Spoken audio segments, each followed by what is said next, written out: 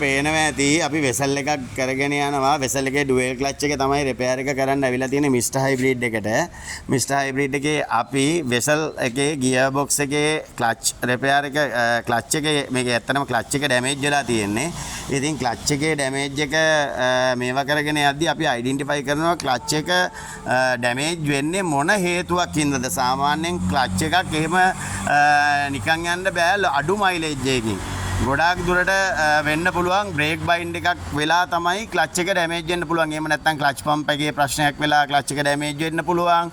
එහෙම නැත්නම් clutch oil මාරු කරන්න නැතුව ක්ලච් එක ඩැමේජ් වෙන්න පුළුවන්.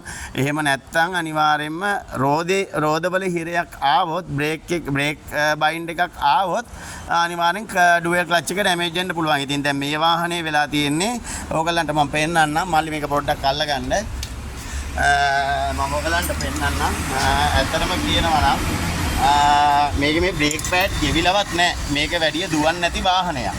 ඉතින් ඒකින්ද මේ විශේෂයෙන්ම සර්විස් කරද්දී වෙසල් වගේ වාහනයක් සර්විස් ස්ටේෂන් එකකට දාද්දී අඩුම ගානේ කිලෝමීටර් 10000කට සැරයක්වත් බ්‍රේක් සර්විස් එකක් කරගන්න ඔයගොල්ලන් මේ වග බලා ගන්න ඕනේ වෙසල් එකක් පාවිච්චි කරනවා නම් මොකද වෙසල් එකක ඩුවල් ක්ලච් එකක් හදන්න ගියාම සාමාන්‍යයෙන් ඩුවල් ක්ලච් එක ගොඩාක් ඩැමේජ් වුණොත් එහෙම ලොකු මුදලක් යනවා අලුත් වැඩියා කටයුත්තකට.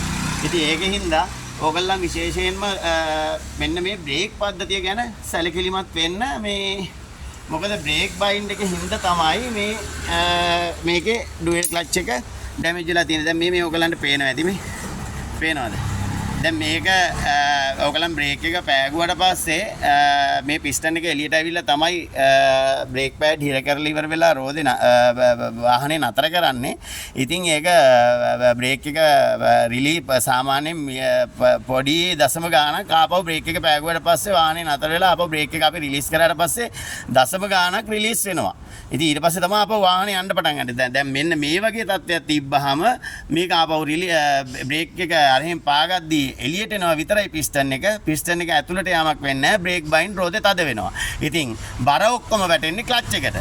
ඉතින් ඒකින්ද ක්ලච් එක ඩැමේජ් වෙන එක අහන්න දෙයක් නෙමෙයි. ඉතින් ඒකින්ද විශේෂයෙන්ම වෙසල් පාවිච්චි කරන කස්ටමර්ස්ලා දැනුවත් වෙන්න අනිවාර්යයෙන්ම කිලෝමීටර් 10000කට සැරයක්වත් අඩුම ගානේ මේකේ වෙසල් එකක මේ බ්‍රේක් පද්ධතිය අනිවාර්යයෙන්ම සර්විස් කරගන්න රෝද හතරම බලලා මේ කැලිපර් වොෂර් ටික පොඩ්ඩක් වේව කරලා මේකට එනවා මේ කිමිකල්ස් එනවා. එහෙම නැත්නම් මේක ගලවලා සුද්ධ කරගන්නත් පුළුවන්. ගලවලා හරි සුද්ධ පොඩ්ඩක් නිතරම චෙක් කරලා බලන්න මේ බ්‍රේක් කොහොමද කැලිපර්ස් ටික කොහොමද මේ ෆ්ලෝටින් ටයිප්ස් මේ කැලිපර් එකේ තියෙන නේල්ස් දෙක කොහොමද කියලා ඉවර වෙලා මේක හොඳට ග්‍රීස් කරලා මේ බ්‍රේක් සර්විස් එක කිලෝමීටර් 10000කට සැරයක්වත් මේවා චෙක් කරගත්තා නම් ඇත්තටම ඔයගොල්ලන්ගේ ක්ලච් එක සෑහෙන කාලයක් පාවිච්චි කරන්න පුළුවන්.